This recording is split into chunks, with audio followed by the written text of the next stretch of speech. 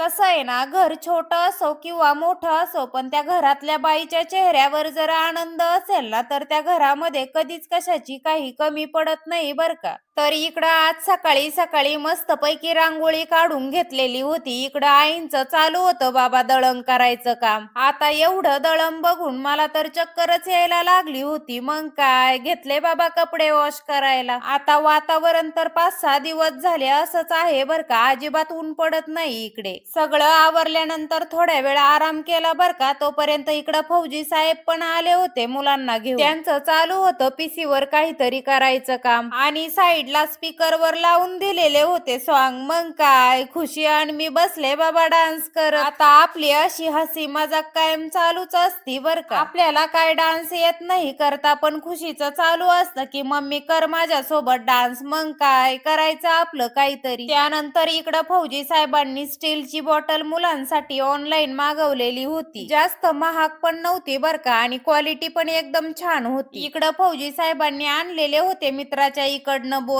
मग काय बसले बाबा खात. सगळा दिवस आज असाच गेला होता बर का. मग म्हटलं संध्याकाळच्या जेवणाची तयारी तरी करावी. आज जेवणासाठी प्रॉन्स आणलेले होते. आता आपण काय खात नाही बर का, पण बाकीच्यांसाठी बनवावं लागतंय.